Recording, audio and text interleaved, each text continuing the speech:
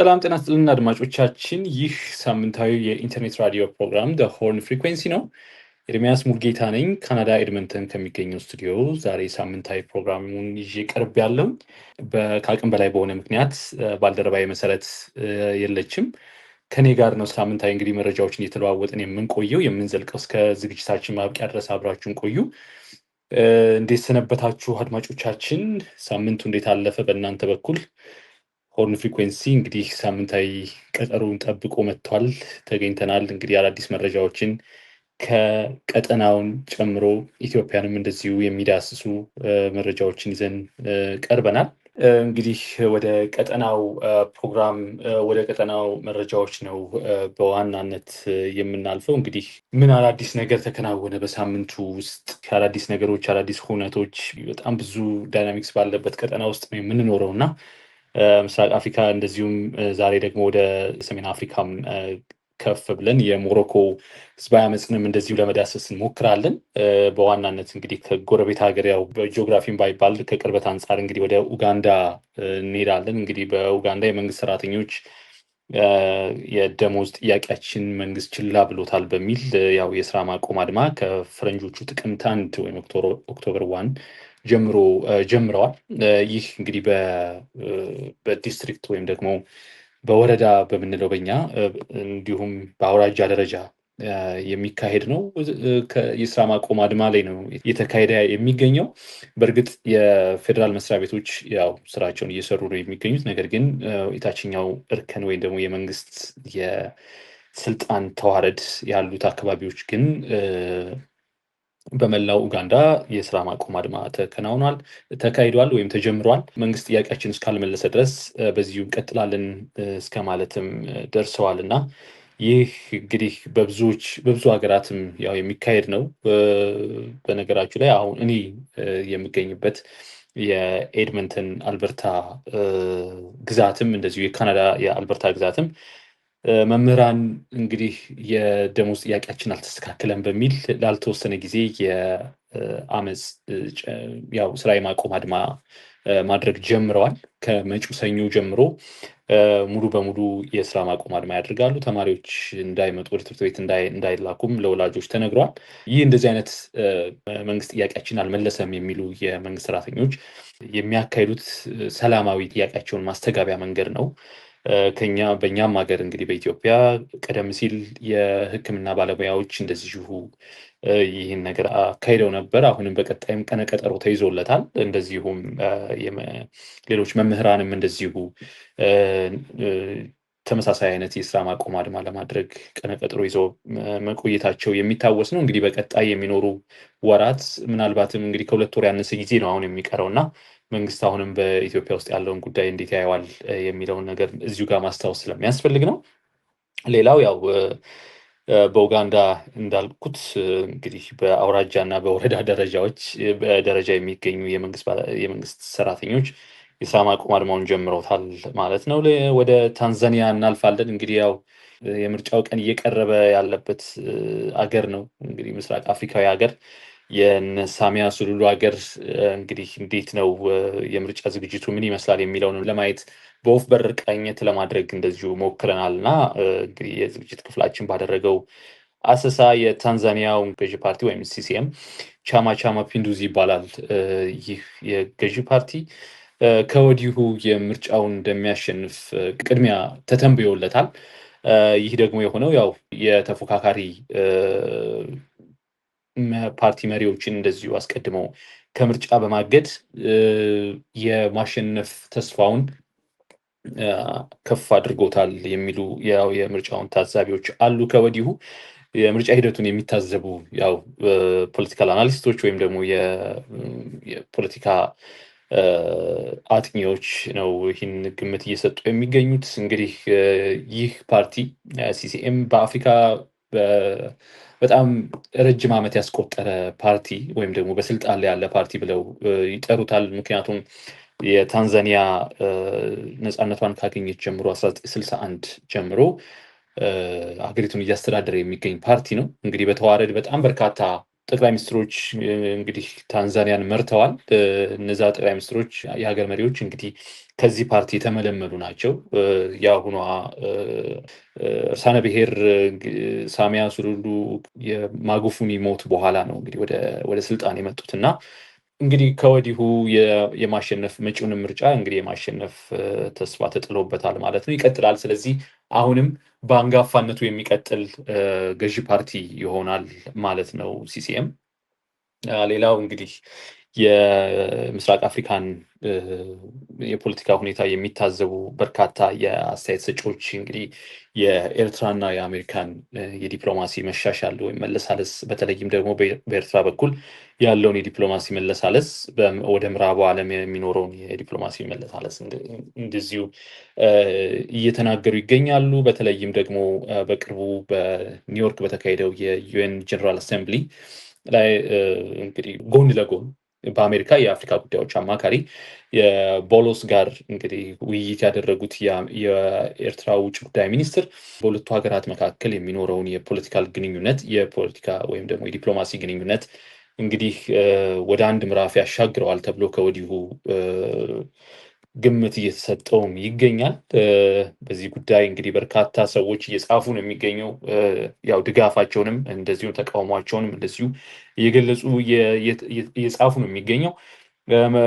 በጣም በርካታ አዳዲስ መረጃዎችንም እንደዚሁ ከዚሁ ጋር ይገናኛሉ። በተለይም ደግሞ በቅርቡ ከኢትዮጵያ ጋር በተገባው የመካረር እና የአሰብን ጉዳይ በሚመለከት እንግዲህ በሁለቱ ሀገራት የሚወጡ መረጃዎች የሚለቀቁ የመንግስት አቋሞች እንግዲህ ጉዳዩና ቀጠናውን ወደ ለየለት መካረር ውስጥ እያስገቡት ይገኛሉ እና ከዚሁ ጋር ተያይዞ እንግዲህ የኤርትራ የዲፕሎማሲ በተለይም ደግሞ ለዘመናት ዘግታው የቆየችውን የምዕራቡን ዓለም አሁን በሯን እየከፈተች ይመስላል እና ይህ ደግሞ ከኢትዮጵያ በኩል የሚታየው መፋጠጥ እና ቴንሽን ወይም ደግሞ ከኢትዮጵያ በኩል የሚለቀቀው ዛቻ መሰል የመንግስት አቋም ኤርትራ ወደ ምዕራቡ ዓለም እንድታዘነብልና በሯ እንድትከፍት አድርጓታል የሚሉ እንደዚሁ የፖለቲካ ተንታኞችም ይገኛሉ። ሌላው እንግዲህ ያው እንዳልነው ወደ የአፍሪካ ትልቋ ደሴት ወደ ሆነችው ማዳጋስካር እና ወደ ሰሜን አፍሪካዊቷ ሀገር ሞሮኮ እናቀናለን። በቅርቡ እንግዲህ በጣም በርካታ ህዝባዊ አመፅ ተቀጣጥሎባቸዋል በሁለቱ ሀገራት ላይ ባሳለፉት ሳምንታትና ወራት በኬንያ ታይቶ የነበረው በወጣቶች ይመራ የነበረው ህዝባዊ አመፅ እና እንግዲህ ጎዳኖችን ተቆጣጥሮት የነበሩት የህዝባዊ አመፅ እንግዲህ ወደ እነዚህ ሀገራትም ተዛምቷል። ከዚህ ቀደም እንግዲህ ኔፓልን የምናስታውሰው ነው። የእስያዊት ሀገሯ ኔፓል መንግስት እስከማፍረስ እና በርካታ የመንግስት ባለስልጣናት እንዲያው እንግዲህ በሰልፈኞች እና ለሰልፍ በወጡ ለአመፅ በወጡ ወጣቶች ተይዘው ሲደበደቡና እንደዚህ ክብረ ነክ የሆኑ ነገሮች ሲደረግባቸውም እንደዚሁ ስናስተውል ነበረ። በተለያዩ የማህበራዊ ትስስር ገጾችም እንደዚሁ ሲሰራጩ እንደነበረ የምናስታውሰው ነው። በጎረቤት ሀገር ኬንያም እንደዚሁ ተመሳሳይ አይነት የህዝባዊ አመፅ በተለይም ደግሞ በወጣቱ ዘንድ ወይም ጄንዚ የሚባሉት ከ1990 በፈረንጆቹ ዓመተ ምህረት ወዲህ ተወልደው አሁን ለህዝባዊ አመፅ የበቁ ማለት ነው እና እነዚህ እንግዲህ ጄንዚዎች አሁንም በሞሮኮ እና በማዳጋስካር እንደዚህ ተመሳሳይ አይነት ትዕይንቶችን ወይም ህዝባዊ ትዕይንት ህዝባዊ አመፅና እንግዲህ ጎዳኖቹን እየተቆጣጠሩ ነው የሚገኙት። በሞሮኮ በተለይም እንግዲህ ካዛብላንካን ጨምሮ በ11 የተለያዩ ከተሞች ተመሳሳይ እንግዲህ እንደዚህ አይነት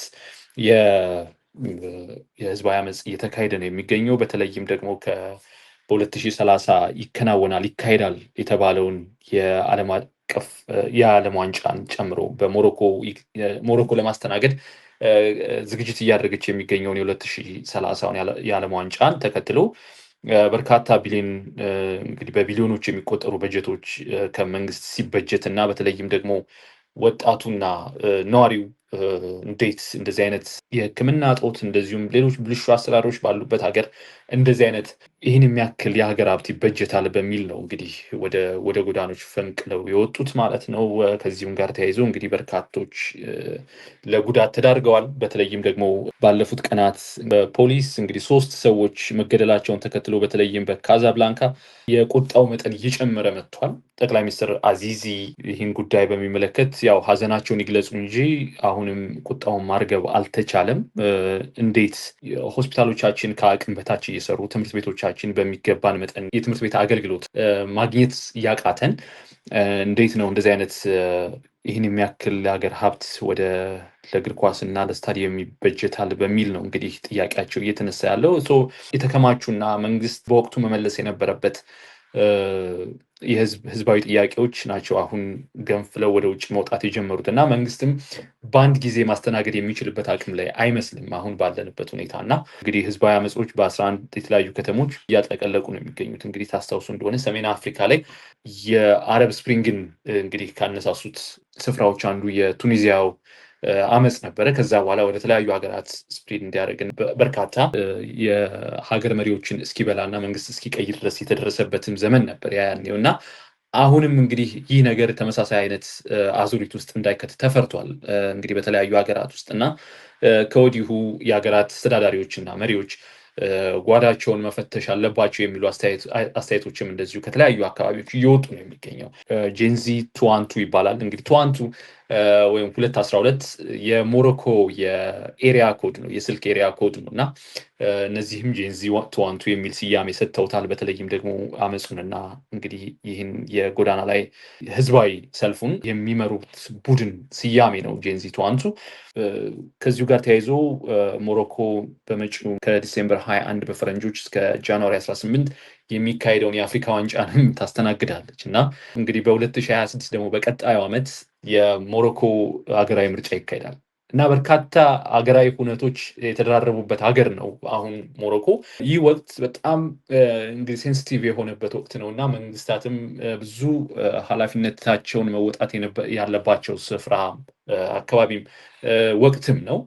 ይህ በሆነበት ሁኔታ ደግሞ እንደዚህ አይነት በጣም ሰፊ ህዝባዊ አመፅ ሲከሰት መንግስት ከወዲሁ ምን አይነት ዝግጅቶችን አድርጓል ወይም ደግሞ ይህን ለማድረግ እና በቀጣይስ የሚካሄደውን የህዝባዊ ምርጫ ለማካሄድ አስቻይ ሁኔታዎችን ከወዲሁ አሉት ወይ ወይም ደግሞ አሻግሮ መመልከት ይቻለዋል ወይ የሚለውንም እንደዚሁ የሚነሱ ጥያቄዎች ናቸው። በቀጣይም እንግዲህ የምናየው እና የምንዳስሰው በቅርበትም የምንከታተለው ጉዳይ ነው የሚሆነው እና የተከታተልንም እንደዚሁ ለአድማጮቻችን ለእናንተ በሂደት የምናቀርብ ይሆናል ማለት ነው።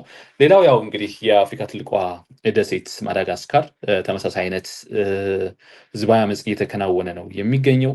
እንግዲህ ከመግቢያችን ላይ ለመጥቀስም እንደሞከርኩት ተመሳሳይ አይነት ነው ጥያቄው። የህዝብ ብልሹ አሰራር፣ ስራ አጥ ቁጥር፣ እንደዚሁ የንጹህ የመጠጥ ውሃ ችግር፣ የመብራት መቆራረጥ ችግር፣ እንደዚሁ ተመሳሳይ አይነት የህዝቡ በስፋት የሚጠይቃቸው የተለያየ ሀገር እንግዲህ አድማጮቻችን እናንተም እንደምታውቁት በኢትዮጵያ ውስጥ በስፋት ከሚጠየቁ ጥያቄዎች እና ህዝቡ ራንደም ሰው ተነስቶ ቢጠየቅ ሊያነሳቸው የሚችሉ አይነት ጉዳዮች ናቸው አሁንም በማዳጋስካርም በሞሮኮም እየተከናወኑ የሚገኙት እና ከዚሁ ጋር ተያይዞ እንግዲህ በአንድሪ የማዳጋስካር ፕሬዚዳንት አንድሪ ራጆሊና ስልጣን እንዲለቁ ህዝብ በጣም ሰልፈኞች ግፊት እያደረጉ ነው የሚገኙት። ከቀናት በፊት ያው እንግዲህ ፕሬዚዳንት አንድሬ የመንግስታቸውን በትነዋል፣ ካቢኔያቸውን በትነዋል። ለጥያቄው መፍትሄ ለመስጠት እንደዚሁ በጣም እንግዲህ የሚቻለኝን ነገር እያደረግኩ ነው፣ መረዳዳት፣ ቀርበን መነጋገር ያስፈልገናል እያሉ ነው የሚገኙት። ነገር ግን አይ እንግዲህ እርስዎ መንግስቱን ብቻ መበተን አይበቃም፣ እርስዎም ከስልጣን መወገድ አለቦት የሚል ጠንከር ያለ ጥያቄም ከወጣቶቹ ዘንድ እየተሰማ ነው የሚገኘው እና በቅርቡ በፌስቡክ ገጻቸውም እንደዚሁ ባስተላለፉት መልእክት ቀርበን መነጋገር ይኖርብናል ሀገራችንን ለማዳን እና እያጋጠመን ያለውን ችግር ለመፍታት ወይም ደግሞ እናንተም እየጠየቃችሁ ያለውን ችግር ለመፍታት ቀርበን መነጋገር ይኖርብናል። ስልጣን ልቀቁ የሚለውን ጉዳይ ግን እንግዲህ በይፋ አልተናገሩም። እሳቸውም ስለዛም ጉዳይ ምንም አይነት ምላሽ ከመስጠት ተቆጥበዋል እና ህዝባዊ አመፁ ግን ያው አሁንም እንደቀጠለ ነው። ከዚህም ጋር ተያይዞ እንግዲህ በፖሊስ በወሰደው እርምጃ 22 ሰዎች መገደላቸውን እና ከ100 በላይ የሚሆኑ ሰዎች እንደዚሁ ለጉዳት መዳረጋቸውን ደግሞ የተባበሩት መንግስታት ድርጅት አስታውቋል ማለት ነው። ከዚሁ ጋር ተያይዞ በማዳጋስካር እየተደረገም ባለው ህዝባዊ አመፅ እንግዲህ ባሳለፍነው ሳምንት ይመስለኛል በዩኤን ጀነራል አሴምብሊ ላይ ለመሳተፍ እና ንግግር ለማድረግም ወደ ኒውዮርክ አቅንተው ነበረ የሀገሪቱ ፕሬዚዳንት አንድሬ እና በወቅቱ ይህን አመፅ ተከትሎ ያው የፖለቲካ ግባቸውን ለመምታት የሚቋምጡ ያሏቸው የፖለቲካ ፓርቲዎችም የመፈንቅለ መንግስት ለማድረግ ሙከራ አድርገው እንደነበረ እንደዚሁ መረጃዎች እየወጡ ነው። ነገር ግን ያ ነገር ሳይሳካ መቅረቱም እንደዚሁ መረጃዎች እየተጋሩ ነው። በነገራችን ላይ ያው አሁን በስልጣን ላይ የሚገኙት ፕሬዚደንት አንድሬ በ2009 ዓ.ም እሳቸውም በህዝባዊ አመፅ በተመሳሳይ ህዝባዊ አመፅ እና መፈንቅለ መንግስት ነው ወደ ስልጣን የመጡት እና እንግዲህ የእሳቸው የመጡበትን መንገድ ተያይዞ እሳቸውም ፕሬዚደንቱም አሁን እንግዲህ እየተነሳሳ ወይም ደግሞ እየጨመረ የመጣውን ህዝባዊ አመፅ እንግዲህ እንደ ቀላል ያዩታል ተብሎ አይገመትም። ፍራቻቸውም ይሄ ሊሆን ይችላል ብለን እናስባለን። እንግዲህ የቀጠናው ጉዳይ እንግዲህ ይህን ይመስላል። በተለይም ደግሞ ህዝባዊ አመፅ ጋር በተገናኘ በርካታ ሀገራት የጎረቤት ሀገር ኬንያንም ጨምሮ እንደዚሁ አይነት እንግዲህ ሀሳባቸውን በነፃነት ለመግለጽ ወይም ደግሞ ከዚህ ቀደም ሀሳባቸውን መንግስት ሳያደምጥላቸውና አጥጋቢ ምላሽም ለህዝብ ሳይሰጥ ከመቅረት ጋር ተያይዞ የሚገነፍሉ ቁጣዎች ናቸው የህዝባዊ አመጾች እንደሚታወቀው እና በኢትዮጵያም ሊካሄድ ይችላል የሚል መላምቶችን ከተለያዩ ዓለም አቀፍ ተቋማትም ዘንድ እየተሰነዘረ ነው የሚገኘው። ነገር ግን ከዚህ ቀደም ተሞክሮም ነበር በአንዳንድ ክልሎች።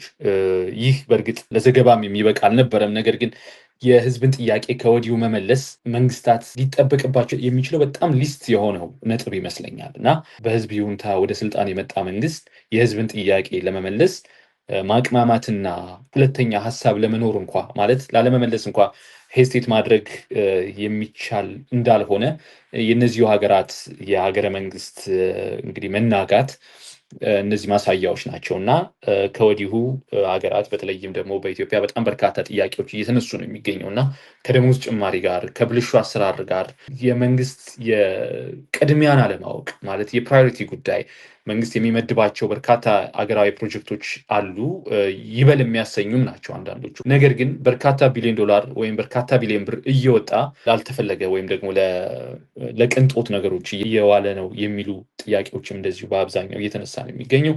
በአንጻሩ ደግሞ የመንግስት ሰራተኞች ከደሞዝ ጋር የተያዘ የጥያቄያቸው ነገር ደግሞ አመታትን ሲንከባለል እያየን ነው እና በወቅቱ ሳይመለስም እየቀረ ነው እና ይህ ወዴት ሊያመራ ይችላል፣ በቀጣይስ ምን አይነት ዕጣ ፈንታ ይዞ ሊመጣ ይችላል የሚለውንም ነገር እንደዚሁ አስተዳዳሪዎች ወይም መሪዎች በስልጣን ላይ ያሉ አካላት ከወዲሁ ሊያስቡበት ይገባል የሚል መልእክትም ማስተላለፍ እንወዳለን። እንግዲህ ሌላው ዛሬ ወደ ዕለቱ ነጥባችን ወይም ደግሞ ወደ ዕለቱ ርዕሰ ጉዳያችን ስናልፍ እንግዲህ በኢትዮጵያ በተለይ ደግሞ ከቅርብ ጊዜ ወዲህ በየስፍራው አዳራሽ እየሰበሰቡ እንግዲህ አነቃቂ ንግግሮችን ስለሚያደርጉ ግለሰቦች እና ይህ ምንጩስ ከየት ነው የሚለውንም ነገር እንደዚሁ ለመዳሰስ እንሞክራለን። ለዝግጅት ክፍላችንም እንደዚሁ በርካታ ሰዎች ለዚህ ዝግጅትም እንደዚሁ በምንዘጋጅበት ጊዜ በርካታ ሰዎችንም እንደዚሁ ለማነጋገር ሞክረናል እና በአነቃቂ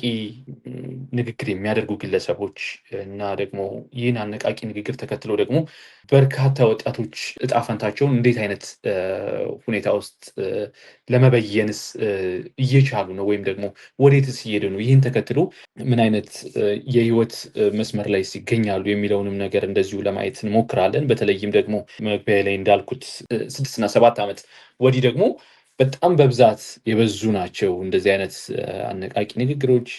እንግዲህ ሰልፍ ዲቨሎፕመንት ላይ እንሰራለን የሚሉ የሶሻል ሚዲያ ማህበራዊ ትስስር ገጽ በብዙዎቻችን ዘንድ ከመዳረሱም ጋር ተያይዞ ነው ይመስለኛል ብዙዎቹ በሶሻል ሚዲያም እንደዚሁም ደግሞ በአካልም ተመሳሳይ አይነት ይዘት ያለው ሀሳብ ይዘው ወደ ህዝብ በመምጣት ብዙ ተከታዮችን ሲያፈሩ እና እነዚያም ተከታዮች ደግሞ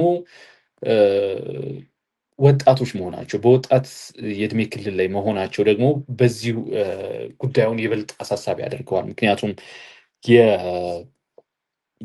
ወጣቱ ኃይል እንግዲህ ለሀገር ትልቁ ሚናን የሚጫወትና አምራቹ ኃይል እንደመሆኑ መጠን በተመሳሳይም ደግሞ በትክክል ካልተመራና በትክክለኛው መንገድ የማይሄድ ከሆነ ደግሞ ለሀገርም እንደዚሁ አውዳሚ ኃይልም ሊሆን እንደሚችል ማወቅ ስለሚያስፈልግና እንዴት ነው ከወዲሁ እንደዚህ አይነት አነቃቂ ንግግር የሚያደርጉ ሰዎች በእርግጥ ወጣቱን ወደ ትክክለኛው መንገድ እየመሩት ነው ወይ የሚለውን ነገር በተለይም ደግሞ አሁን ካለው የትምህርት ስርዓት አንጻር አሁን ካለው የስራ አጥ ቁጥር አንጻር እንደዚሁም ብዙዎች ማለት ያው ከሪሶርስ ማጠርም ሊሆን ይችላል። ያው ስራ ለህዝብ ወይም ለዜጎች መፍጠር የኢኮኖሚው ትልቁ ማሳያ ነው እና ኢኮኖሚያችን ያን ማድረግ የሚችልበት አቅም ላይ አይደለም የሚገኘው አሁን በተለይም ደግሞ በኮንፍሊክት በጦርነትና ባለመረጋጋት በስፋት እየተበደለ ያለበት ሁኔታ ላይ የምንገኘው እና ይህን ተከትሎ ደግሞ ብዙዎች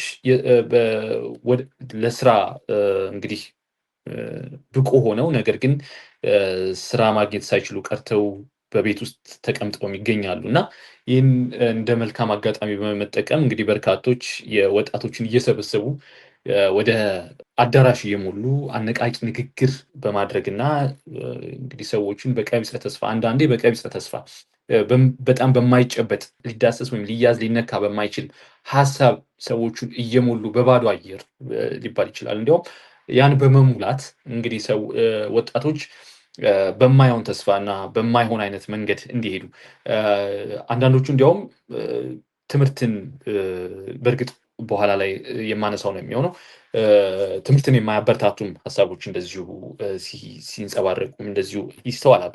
እንግዲህ ይህ የአነቃቂ ንግግር እንግዲህ በአራተኛ እና አምስተኛው ክፍለ ዘመን ጀምሮ በግሪክና ሮማ አካባቢዎች በስፋት ይስተዋል እንደነበረ እንግዲህ ታሪክ መዛግብት ያስረዳሉ። በተለይም ደግሞ እንግዲህ በወቅቱ ወይም በዘመኑ የበቁ ያነበቡ አሰላሳይ ናቸው ተብሎ የሚታሰቡ ሰዎች በአደባባይ ዲስኩር ያደርጋሉ ወይም ደግሞ ንግግር ያደርጋሉ። አካባቢው ላይ የሚኖሩ የነበሩ ሰዎችን በወቅቱ ዲስኩራቸውን ወይም ንግግራቸውን ተቀምጠው ይሰማሉ። የሚበጃቸውን ይወስዳሉ ወይም ደግሞ እነዛን አስተምህሮታቸውን ይከተላሉ። ብዙ ተከታዮችንም እንደዚሁ ያፈራሉ። አሁን ድረስ እንግዲህ እንደ ታሪክ እንግዲህ እንደ ፊሎዞፈር የምንከተላቸው ሰዎች የያን ጊዜ ዘመን እንደዚሁ አይነት ተናጋሪዎች እንደነበሩም እንደዚሁ መረጃዎች ወይም ደግሞ የታሪክ ድርሳናት እንደዚሁ ያስረዳሉ። ከዛም ጋር እንግዲህ ተያይዞ በወቅቱ የነበሩት እምነቶችም እንደዚሁ ያው ተመሳሳይ አይነት የአነቃቂ ንግግሮችን ወይም ሞቲቬሽናል ስፒከርስ አይነት ይዘት ያለው ስብከት ነበረ የሚያሰሙት የነበረው እና በወቅቱ ሃይማኖተኞችም እንደዚሁ ተመሳሳይ አይነት መሳብ ወደ አንድ ሃይማኖት የመሳብ ተንደንሲ ነበራቸው ማለት ነው። ሌላው ያው እንግዲህ ከዛ በኋላ እንግዲህ ከዓመታት ከዘመናት ከክፍለ ዘመናት በኋላ እንግዲህ በዘመናዊት ዓለም አሁን ባለነው ማለት ነው በኮንቴምፖራሪ ዓለም እንግዲህ በ19ኛው ክፍለ ዘመን መገባደጃ እና በ20ኛው ክፍለ ዘመን መባቻ ላይ በሀገር አሜሪካ እንደዚሁ ተመሳሳይ አይነት ሰልፍ ዴቨሎፕመንት ላይ ይሰራሉ የሚባሉ ሰዎች መነቃቃትን ጀምረው ነበረ። በርካቶች በአነቃቂ ንግግር ወይም በሞቲቬሽናል ስፒከርስ የተሞሉበትም ዘመን እንደነበረ እንደዚሁ ታሪክ ያስረዳል። በተለይም ደግሞ እንግዲህ ይታወቁ ከነበሩ ሰዎችም አንዱ ኦሪሰን ስዊት ይባላል። የሰክሰስ መጽሔት ጀማሪም ነው ፋውንደርም ነው እና በእንደዚህ አይነት በሰልፍ ዲቨሎፕመንት እና በሞቲቬሽናል ስፒኪንግ ላይ ስማቸው ቀድሞ ከሚነሱ አሜሪካውያን አንዱ እንደነበረም እንደዚሁ ይታወሳል። ኢትዮጵያስ እንግዲህ መቼ ተጀመረ ማለት መቼ ነው እንደዚህ በስፋት መታየት የጀመረው ብለን ስናስብ እንግዲህ ከቅርብ ጊዜ ወዲህ ነው። በተለይም እንግዲህ 10 ዓመትን በወጉ የሞላው አይመስለኝም። ነገር ግን ብዙዎቹ ሰዎች እንግዲህ በጣም ትላልቅ አዳራሾችን ነው እንግዲህ ከላይም ለመጥቀስ እንደሞከርኩት በጣም ትላልቅ አዳራሾች ይሞላሉ። ያንን ደግሞ ለመሳተፍ ደግሞ በርካታ ገንዘቦችን ይከፍላሉ። ከሌለው ላይ ነው አንዳንድ ወጣት እንግዲህ ከሌለው ላይ ነው የሚከፍለው።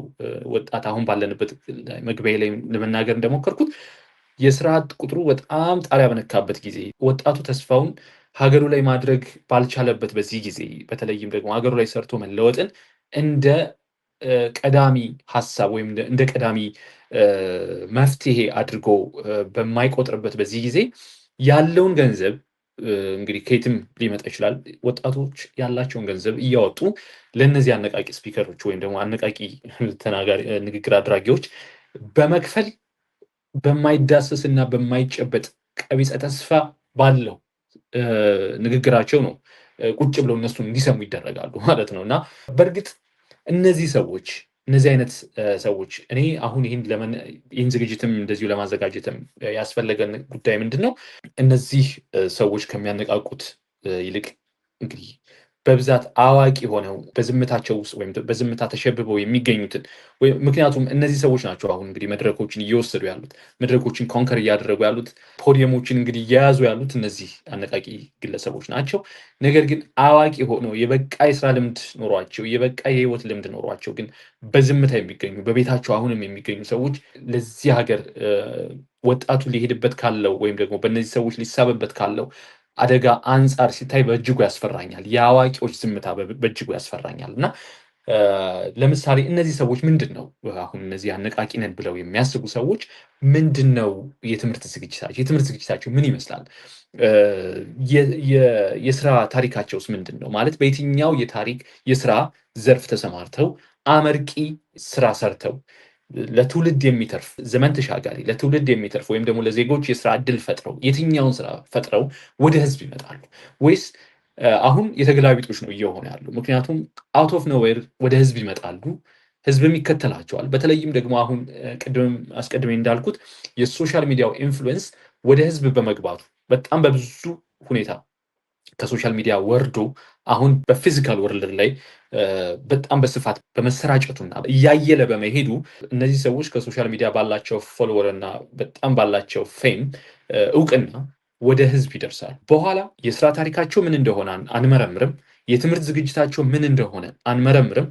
የህይወት ልምዳቸው ምን እንደሆነ አንመረምርም። እንዲሁም የሚያካፍሉት ነገር ምንድን ነው ብለን ለመጠየቅ አንሞክር። የተሰጠንን በሙሉ እንወስዳለን። አስቀድሜ እንዳልኩት ወጣቱ ለብዙ ነገር ክፍት ነው። ለብዙ ነገር ለመቀበልም ሬዲ ነው፣ ለመተግበርም ሬዲ ነው እና እነዚህ ሰዎች መጥተው ያን በጣም ትኩስ ኃይል ነው የሚበርሱት ወይም ደግሞ በራሳቸው ሀሳብ የሚሞሉት። ከዛ በኋላ ወጣቱ ወደ ስራ ከመሄድ ይልቅ እነሱ የሄዱበትን መንገድ ነው የሚከተለው። ለምሳሌ የስራ ታሪካቸው ምን ይመስላል ለማለት ሞክረን እንግዲህ የተወሰኑ ሰዎች እንደዚሁ የአነቃቂ ንግግር አድራጊዎች ናቸው ነን ብለው ራሳቸውን የሚቆጥሩ ሰዎችን የስራ ታሪካቸውን ወደኋላ ሄደን ለማየትና ለማገላበጥ እና የሰሩትን በጣም ምን አይነት ለህብረተሰብ የሚጠቅምን ስራ ሰርተዋል ብለን ስናስብ አነቃቂ ከሆኑ በኋላ ያገኙት ገንዘብን ኢንቨስት ማድረግ ሞክረዋል እንጂ መጀመሪያ ኢንቨስት አድርገውና ለሰዎች የስራ እድል ፈጥረው አይደለም ወደ ህዝብ የመጡት። የተገላቢጦሽ ሆኖ አላካሄዱ። መጀመሪያ ወደ ህዝብ መጡ፣ ከህዝብ ገንዘብ ሰበሰቡ፣ ከዛ በኋላ ሄደው ማልማት እና ኢንቨስት ለማድረግ ያውም የሚታይ እና እንደዚህ ታንጅብል የሆነ ኢንቨስትመንትም ላይሆን ይችላል። አንዳንዶቹ ማክሲመም ወደ ምግብ ቤት እና እንደዚሁ የቢዝነስ እና የማርኬቲንግ ስራዎችን ወደ መስራት እንጂ ለብዙዎች የስራ እድል ይፈጥራል ተብሎ የሚታሰበውን የስራ ዘርፎች ወይም ደግሞ ይህ ሌበር ኢንቴንሲቭ የሆኑ የስራ ዘርፎች በእርግጥ አቅማቸው ላይፈቅድ ይችላል። ነገር ግን እንደዛም ሆኖ ግን በተሻላቸው አቅም እንኳ አንድ ሰውና ሁለት ሰው ከመቅጠር ባለፈ ቢያንስ 10 እና 15 ሰው መቅጠር የሚያስችላቸውን ድርጅቶች ወይም ተቋማት ያልመሩ ሰዎች ናቸው። እንግዲህ ያላዘጋጁና ወይም ደግሞ ወደ ቢዝነስ ያልገቡ ሰዎች ናቸው አሁን በስፋት ሰዎችን ወይም ወጣቶችን እናነቃለን ብለው የሚያስቡት ማለት ነው። ሌላው በአንድ ዝግጅት ይመስለኛል እንግዲህ የትምህርት ዝግጅታቸው ምን አይነት ነው የሚለውንም ነገር ለማወቅ ሞክረን ነበረ። ይህ ነው የሚባል የረባ የትምህርት ዝግጅትም የላቸውም። እንግዲህ ያው ግለሰቦችን ስማቸውን ለማየትም ሞክረናል። በዋናነት እንግዲህ የሚታወቀው አንድ ብርን ከአንድ ዶላር ጋር እኩል እናደርጋለን የሚል ይህን ይህል አንድ ብር አንድ ዶላር እኩል ማድረግ ነው። ብዙ ሰው ይስቅብኛል፣ ግን ይቻላል። ሀብታም ሀገር ነው። አንድን ብር ከአንድ ዶላር ጋር እኩል ማድረግ አንድ ብር አንድ ዶላር ማለት ሀብታም ሀገር አይደለም እንደ ኢትዮጵያ። አንድ ብርን ከአንድ ዶላር ጋር እኩል እንዲሆን ነው እሰራለሁ። ይህ ህልሜም እውን እየሆነ ነው የሚል በምን አይነት ቅዠት ውስጥ እንደሆነ ባይታወቅም ይህ የተባለው እንግዲህ በዶላር በገበያ መር ሳይሆን በፊት ነው። ከዛ በኋላ እንዲያውም ያው የገበያ መር ሆኖ ፍሎት ከተደረገ በኋላ አሁን የደረሰበትን የአንድ ዶላር እና የብርን እንግዲህ ትይዩ ምንዛሬ እንግዲህ የምናውቀው ነው እና እንዴት ሆነልህ ብሎ እንኳ የሚጠይቀው የለም። አሁንም አዳራሽ ሞልቶ የሚያደምጠው ህዝብ ነው ያለው። ምን አይነት አለመጠየቅ ወይም ደግሞ ጥያቄን በተገቢው መንገድ ማካሄድን አለማካሄድን ከየት ነው የለመድነው? አሁን በምን አይነት ትውልድ ነው እያፈራን ያለ ነው? ምክንያቱም መንግስትም እነዚህ ግለሰቦች ምን እያደረጉ ነው? ወጣቱን ምን እየመሩት ነው? ምን እየመገቡት ነው? ምን አይነት ሀሳብ ነው እንዲያስተጋባስ እያደረጉ ያለው የሚለውን ነገር በቁጥጥር እያደረገ አይደለም። ምክንያቱም ፖለቲካውን አይነኩም። ምንም አይነት መንግስትን ኮስችን የሚያደርጉ ነገሮች ወይም ፖሊሲዎችን የሚሞግቱ ወይም ፖሊሲዎቹ እንዲቀየሩ የሚወተውት ስራም አይደለም እየሰሩ ያሉት። የማይታይ የማይዳሰስ የማይጨበጥ ተስፋ ነው እየመገቡት ያሉት። ስለዚህ ይህ ወጣት መንግስትን ከመጠየቅ ወይም ደግሞ ፖሊሲን ከመሞገት ይልቅ የማይታይን ተስፋ በተለይም ደግሞ የስበት ህግ የሚሉትም አዲስ ነገር ይዘው መጥተዋል። ደግሞ አሁን ይሆንልኛል ስትሉ ይሆንላቸዋል። ዝም ብሎ ሳይሰሩ ይሆንልኛል የሚባል ነገር እንደሌለ እንግዲህ በሁሉም ሃይማኖት የሚታይ ይመስለኛል። አለመስራትን ፕሮሞት የሚያደርግ ሃይማኖት የለም። አለመስራትን ፕሮሞት የሚያደርግም ሳይንስ ያለም አይመስለኝም። እና ዝም ብሎ ይሆንልኛል ስትሉት ይሆናል ወይም ደግሞ አትራክሽን ሎው ኦፍ አትራክሽን ምናምን የሚሉትም ሀሳብ ይዘው መጥተዋል። እና ወጣቱን ኮንፊውዝድ ከማድረግ ባለፈ አምራችነቱን እየገደሉ እንዲያውም የሀገር ሸክም ወደ መሆንና ወደ ታች እያወረዱት ነው የሚገኘው። እና እንዳልኳችሁ ይህ ግለሰብ እንዲያውም በቅርቡ የመንግስት መስሪያ ቤት ሰራተኞችን ሰብስቦ ስልጠና ሲሰጥም ታይቷል። እና መንግስት አሁንም ለመሆኑ የትምህርት ዝግጅት ምንድን ነው ብሎ ጠበቅ አድርጎ መጠየቅም ያስፈልጋል። የስራ ልምድ ምንድን ነው? ምን አይነት ስራ ሰርተሃል ከዚህ በፊት? የህይወት ልምድ ምን ይመስላል? እነዚህ የሚባሉ ነገሮችን መጠየቅ አለበት። ጀስት ቢካዝ ይሄ ሰውዬ ምንም አይነት የፖለቲካ ኢንቮልቭመንት ስለሌለው የፖለቲካል ኢንቴንሽን ስለሌለው አሜን ብሎ መቀበል አያስፈልግም። ይቅርታ። ሌላው አሁንም እንግዲህ በቅርቡ በሐዋሳ ወጣት ተጽዕኖ ፈጣሪ በመባል ወደዛ ዝግጅት ለማቅረብ የሄደች አንዲት ከዚህ ቀደም በቲክቶክ በሚባል ማህበራዊ ትስስር ገጽ ትታወቅ ነበር።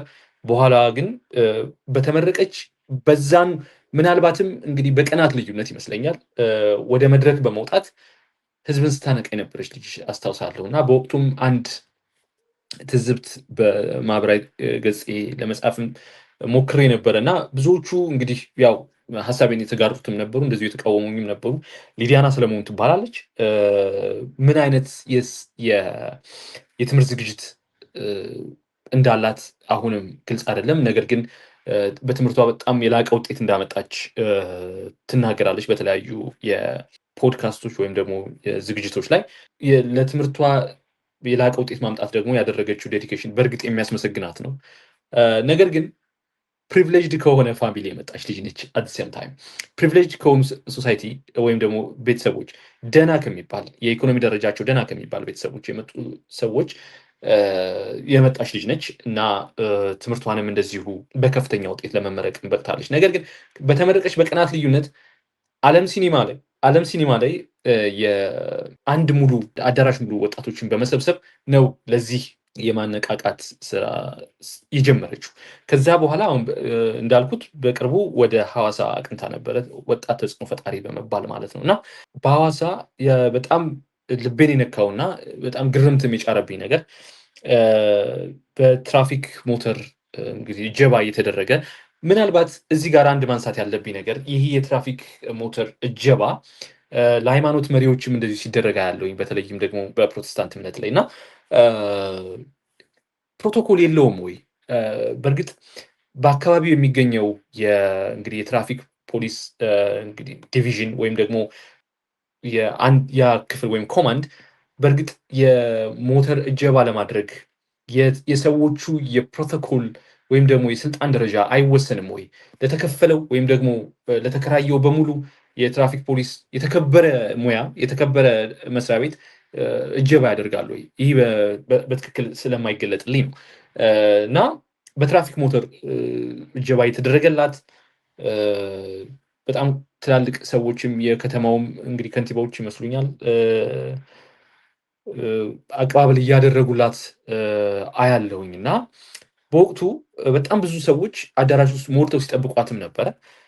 እና ምን አይነት ስራ ተሰርቶ ነው እዚህ ደረጃ የደረሰችው ወይም ደግሞ እንደዚህ አይነት ስራ የተሰራው? ምክንያቱም እኔ አሁን ስሞችን እያነሳን የምንወያየው በእርግጥ እነዚህ ሰዎች ሀይ ሊባሉ ስለሚገባቸው ነው። በነገራችን ላይ ማለት ስለ ሰው ስለ ስም ወይም ደግሞ ብዙ ያልተጨበጡ ነገሮችን ይዘን አይደለም የምናወራው እና በእርግጥ እያነሳን ስለምንሞግትና እነሱ ምላሽ ቢሰጡበት መልካም፣ ካልሆነ ግን የሚመለከተው አካል ሀይል ሊላቸው ስለሚገባ ነው። ምክንያቱም እነዚህን ሰዎች እያዩ እነሱ በሄዱበት መንገድ የአቋራጭ መንገድ እንጂ ትክክለኛውን የህይወት ዑደት ተከትለው ትክክለኛውን መውጣትና መውረድን ተከትለው የሚሄዱ ሰዎች እያነሱ ስለመጡብን ነው። ምክንያቱም አቋራጭ ነው አሁንም እየመጣ ያለው በአቋራጭ የሚከበር ወይም ደግሞ በአቋራጭ ደህና ደረጃ የሚደረስበት ምንም አይነት የህይወት ፍልስፍና እንደሌለ ወጣቶቹ አሁን ባሉበት ደረጃ ላይ ሊያውቁ ይገባል። ይህ የአቋራጭ መንገድ ሀገርን መቀመቅ ከመክተት የዘለለ ምንም አይነት ሚና በሀገር ደረጃ እንደሌለ አሁንም ሊታወቅ ስለሚገባ ነው እንደዚህ ስሞችን እያነሳን የምንወያየው ማለት ነው። እና በህይወት የትኛውን ፈተና እንዳለፈች እና ያሳለፈቻቸው የህይወት ዑደቶች ወይም የህይወት እንግዲህ መሰናክሎች ለኖረው ነው ይህን ሁሉ ወጣትና ይህን ሁሉ ታዳጊዎች አንድ ከተማ ከአዲስ አበባም እንግዲህ አልፎ ነው ሐዋሳ ድረስ እስከ መወሰድ እና ልምዷን እንድታካፍል የተደረገበት ምክንያት ምን እንደሆነ አልገባኝም። በመኪና የገዛችበት መንገድ እንደዚህ መኪና ገዛውኝ አልነበረኝም ገንዘብ ከዛ እንደዚህ አይነት የአንድ አጋጣሚ ተፈጠረና እንደዚህ አይነት አሁን በሚሊዮን የሚቆጠር መኪና ገዛው አይነት ነገር ነው ለህዝብም እየመገበች የሚገኘው እና ይህ በእርግጥ የአንድን የጀኔሬሽን ወይም ደግሞ የአንድን ትውልድ ለማነጽ የሚበቁ ንግግሮች ናቸው ወይ? ሪያሊቲን ከመካድ የሚጀምሩ ንግግሮች ናቸው አሁን በብዛት እየበዙብን ያሉት። አሁን ያለንበትን ሁኔታ በነገራችን ላይ አሁን ያለንበትን ሁኔታ ወይም ሪያሊቲውን የኢትዮጵያ ነባራዊ ሁኔታ በግልጽ እና በውል በመረዳት ከዛ በኋላ ሊኖር የሚችለውን ወይም ደግሞ ሊመጣ የሚችለውን ወይም ደግሞ ያለንበትን ችግር ኦቨርካም ለማድረግ የራሳችን የሆነ የችግር መፍቻ መንገዶችን በእውቀትና በጥናት የተካሄዱ ነገሮችን ተግባራዊ ከማድረግ ይልቅ እንደዚህ አይነት በማይዳሰሱ ነገሮች ለማለፍና ለመሸወድ የምንሞክረው ነገር የትም አያደርሰንም። የትም አለማድረስ ብቻ ሳይሆን እንዲያውም ወደኋላ ስቦን ከነበርንበትም ሊያወርደንና ወደ ጨለማ ሊከተን እንደሚገባ ከወዲሁ ማሰብ ያስፈልጋል። በተለይም ደግሞ አሁን በስፋት ያው እንግዲህ እንደምናውቀው በትምህርት ወይም ደግሞ የ12ኛ ክፍል መልቀቂያ ፈተናን በሚመለከት እንግዲህ ብዙዎች ከ10 በመቶ በታች ነው እንግዲህ አሁንም በጠቅላላ በአገሪቱ እያለፈ ያሉ ተማሪዎች እና ይህ በሆነበት ሁኔታ እንደዚህ አይነት ሰዎች ሲጨመሩበት እየነደደ ባለው ሰዓት ላይ ሌላ ቤንዚን ማርከፍከፍ ነው የሚሆነው እና አሁንም ድረስ ወይም በቀጣይም መንግስት እነዚህ ነገሮች ኃይል ሊላቸው ይገባል። ምክንያቱም በዋናነት በቀጥታ የሚመለከተው መንግስት ስለሆነ ወጣቱን ወይም ደግሞ ወላጆችም በእርግጥ ልጆች የሚሰሙትንና የሚያዩትን እንዲጠበቁ ከሚሰሙትን ከሚያዩትን እንዲጠበቁ መምከር መዝከር ያስፈልጋል። ሌላው በአቋራጭ ምንም አይነት ወጣቶችን በእርግጥ ይህን ዝግጅት ልትሰሙ ትችላላችሁ። በአቋራጭ የሚከናወን ነገር እንደሌለ ማየትና መስማትም ያስፈልጋቸዋል። ሌላው የሚያካፍሉት ነገር ምንድን ነው ለማለትም እንግዲህ ለማየትም ሞክረን ነበር። ከዛ በፊት የህይወት ልምዳቸውን በሚያጋሩበት ጊዜ እና እንደዚህ አይነት የአነቃቂ ንግግሮችን በሚያደርጉበት ጊዜ አዳራሽ ሞልተው ወይ ንግግር በሚያደርጉበት ጊዜ አንዳንድ ሰዎች ያው መግቢያችን ላይ እንዳልኩት ሰዎችንም ለማናገር ሞክረን ነበር እና በብዛት ይታደሙ የነበሩ በተለይ ደግሞ የመጀመሪያዎቹ ዓመታት ላይ እንደ ወረት በጣም በርካታ ሰዎች ይከተሏቸውም ስለነበር እና ከዛ በኋላ ደግሞ ወደ ሲንሳቸው ወደ ራሳቸው ተመልሰው እየሄድኩበት ያለው ነገር ልክ አይደለም ያሉ ሰዎችንም እንደዚሁ ለማግኘትም ለማውራትም ሞክረን ነበር እና አንዳንዶቹ ምን ይላሉ? ተከፍሏቸው የሚመጡ ሰዎች አሉ እና በዝግጅቱ ወቅት እኔ ያንተን ዝግጅት አይቼ ያንተን ንግግር አይቼ እንደዚህ ሰራ የነበርኩ ሰው ነኝ። በኋላ ግን ያንተ ንግግር ልቤን ስለለወጠ ወይም ደግሞ ሞራሌን ስላነሳሳው እሰራ የነበረውን ስራ በመተው ሪስክ ወስጄ ሪስክ መውሰድ በእርግጥ የአንድ ኢንተርፕረነር እንግዲህ መገለጫ ነው። ሪስክ ወስጄ ይህን ነገር ጀመርኩ ተሳካልኝ የሚሉ አሉ። እንዳልኩት ሪስክ መውሰድ የአንድ እንግዲህ የስራ ፈጣሪ መገለጫና ትልቁ ኳሊቲም እንደሆነ ይታመናል እና ነገር ግን እነዚህ ሰዎች በእርግጥም እንደዛ የሆነላቸው ሰዎች አይደሉም። እነዚሁ አነቃቂ የሚባሉት ግለሰቦች የሚከፍሏቸው በእጅ አዙር ገንዘብ የሚከፍሏቸው ሰዎች ናቸው። ለፕሮሞሽን እና ህዝቡን እዛ ውስጥ ያለውን ህዝብ ለማደናገር የሚቀመጡ ሰዎች ናቸው። ይህን በተለያዩ ሰዎች ጋር ነው ይህን ነገር ለማጣራት የሚሞከር ነው የነበረው እና በእርግጥም እንደዚህ አይነት ተመሳሳይ ሰዎች አሉ። በተለያዩ አዳራሾችም ላይ የሚገኙ የተለያዩ አይነት ሰዎችም አሉ። የተሳካላቸው ሰዎች መስለው ለመታየት የተሳካላቸው ሰዎች ከነበራቸው ምንም ካለመኖር በጣም ብዙ ሀብት እንዳላቸው አክት የሚያደርጉ ነገር ግን እነዛ ሰዎች ወጥተው በሚጠየቁበት ጊዜ ለመሆኑ እንዴት አደረግከው? የት ነው የመስሪያ ቦታ? እኛም መተን ልምድን እንቅሰም በሚሉበት ጊዜ ጭራሽም አድራሻቸውን የሚያጠፉ ሰዎች ናቸው እነዚህ በአደባባይ የሚመሰክሩት ማለት ነው። ነገር ግን በወቅቱና በስፍራው አዳራሹን የሞላው ህዝብ በእነዚህ ሰዎች ኮንቪንስ ይደረጋል፣ በቃ ይታመናል። ስለዚህ በእርግጥም ይህ የሚያነቃቃን ሰው ፍሬ እያፈራ ነው ወይም ደግሞ ፍሬ አፍርቷል፣ አንድን ሰው ትልቅ ደረጃ አድርሷል የሚሉ ሀሳቦችን ይዞ ይመጣሉ ማለት ነው። የሚያካፍሉት ነገር ምንድን ነው ስንል ደግሞ ያው ከላይ ለመግለጽ እንደተሞከረው ሪያሊቲን መካድ ነው። ነባራዊ ሁኔታን በመካድ ነው የሚያስጀምሩት። ይህ በእርግጥ ይበሉት እንጂ አንተ አትችልም ስትባል እንደምትችል ተነሳ። በእርግጥ ጥሩ ነው ይመስላል ከላይ ሲታይ በማር የተለወሰ ነው። ነገር ግን ያልቻልኩበት ምክንያት ምንድን ነው? ወይም ደግሞ ይህን ለማድረግ አስቻይ ሁኔታ አገሪቱ ላይ አለ ወይ? ኢትዮጵያ ላይ አለ ወይ? ምክንያቱም አሁን ፎከሳችን ኢትዮጵያ ስለሆነ ኢትዮጵያ ላይ አለ ወይ? ይህን ስራ ለመስራት አስቻይ ሁኔታ አለ ወይ? የሰላም ሁኔታ ይህን ይፈቅዳል ወይ? የአገሪቱ ፖሊሲ ይህን ይፈቅዳል ወይ? ያለኝ የገንዘብ መጠን ይህን ይፈቅዳል ወይ? ባንክ ሄጄ በምጠይቅበት ጊዜ ይህን የምፈልገውን አይነት ገንዘብ ሊያበድሩኝ ይችላሉ ወይ?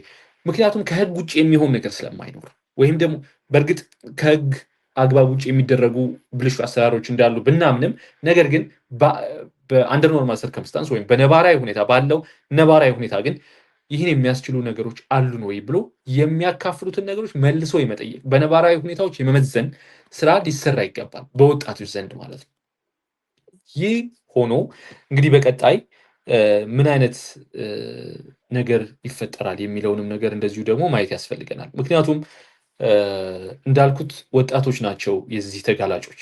ወጣቶች ብቻም ሳይሆኑ ወላጆች ልጆቻቸውን ወደ እነዚህ ሰዎች በመላክ የሚጠብቁት አንድ አውትካም አለ። ያን እንግዲህ በጣም ኤክስፔክቴሽናቸውን እንዲያርሙ ወላጆችም እንደዚሁ ያስፈልጋል። ምክንያቱም ልጆቻቸውን ከወዲሁ ገና ከልጅነት ጀምሮ እነዚህ ልጆች እያዩ እንዲያድጉ ያደርጓቸዋል። ይህ በእጅጉ በጣም የሚያስፈራ አካሄድ ነው። ምክንያቱም ዝም ያለው አዋቂውም ህብረተሰብ ለነሱ በእርግጥ ጆሮ የሚሰጣቸውም ትውልድ አሁን እየጠፋ ነው። በጣም ለሀገር ለወገን በርካታ ስራዎችን የሰሩ አሁንም ድረስ ካምፓኒያቸው ትውልድ ተሻጋሪ ሆኖ ምናልባትም የነዚህ ልጆች ወላጆች የቀጠረ መስሪያ ቤቶችን የፈጠሩ ሰዎች አሁንም አሉ በቤታቸው። እነሱን ሄዶ የሚያናግርና ያለፉበትን ትጋት እዚህ የደረሱበትን ትጋት ውጣ ውረድ ለመማር እግራቸው ስር ቁጭ ብሎ ለመማር ትዕግስት ያለው ትውልድ እየኖረን አይደለም። ይህ በጣም በእጅጉ አስፈሪ ነው። ሌላው እንግዲህ ትምህርት ምን ማለት እንደሆነ በተለይም ደግሞ ለትምህርት ያላቸው ግምት በጣም አናሳ መሆኑ በጣም አስፈሪ ነው። እዚህ ላይ ማን ያዘዋል የሚባል አንድ እንደዚሁ አነቃቂ ንግግር አድራጊ ወይም ሞቲቬሽናል ስፒከር ማንሳት ያስፈልገናል። በእርግጥ አሁን ምግብ ቤት ከፍቶ በብዛት እንግዲህ በምግብ ቤቱም ይታወቃል።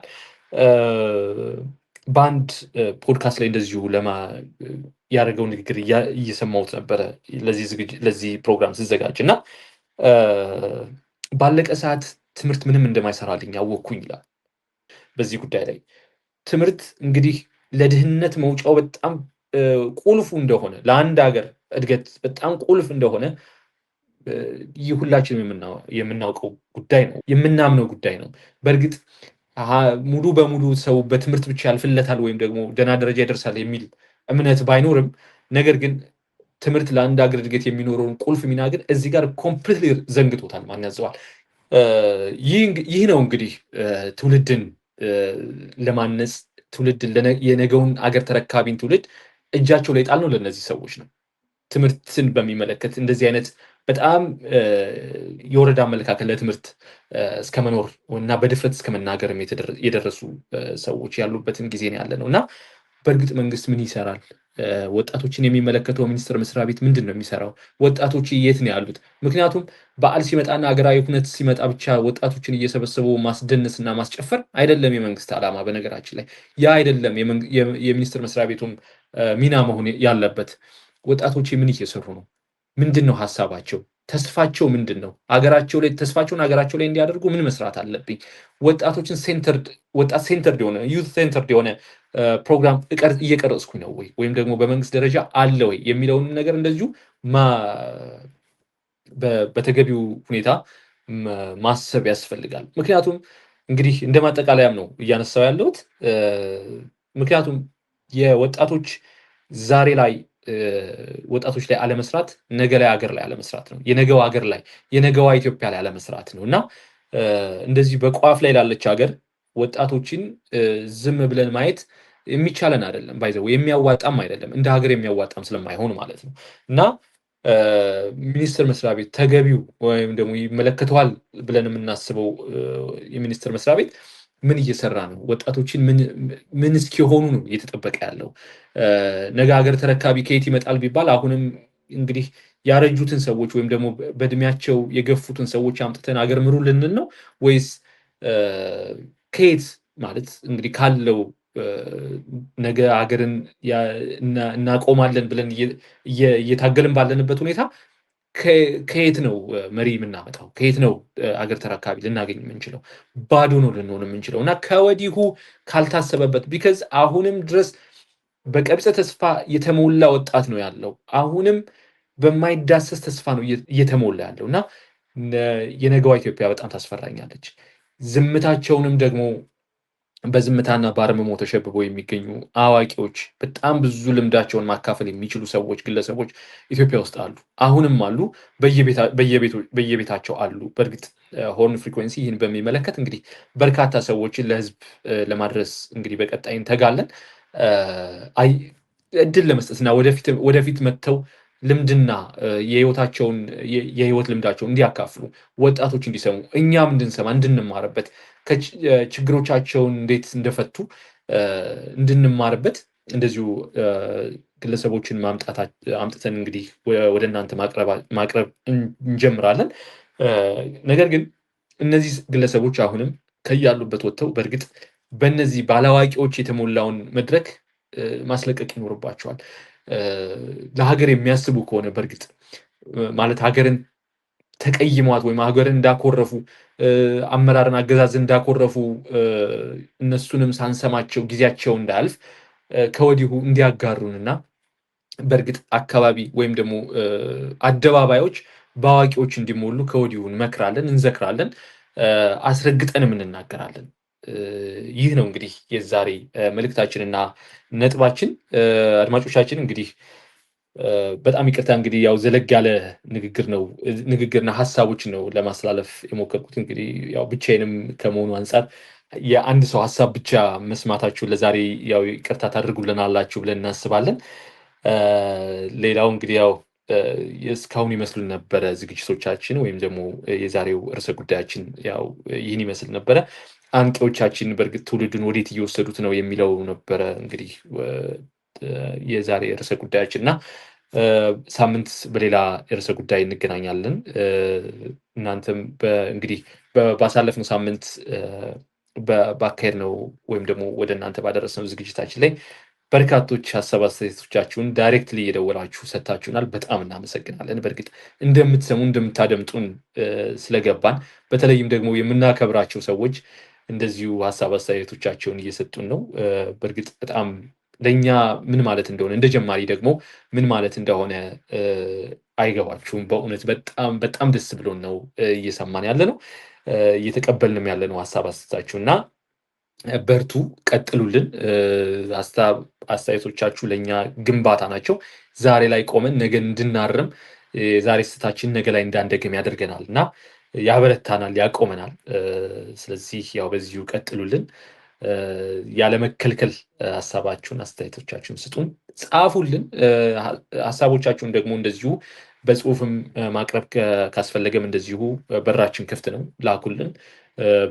በተለያዩ ማህበራዊ ትስስር ገጾቻችንና ድረ ገጾቻችን እናትማለን፣ ለህዝብም እናደርሳለን። እናመሰግናለን። እንግዲህ አብራችሁን ስለቆያችሁ ሳምንታዊ ዝግጅታችን እንግዲህ እዚህ ጋር ይጠናቀቃል። እስከ ሳምንት፣ መልካም ሳምንት።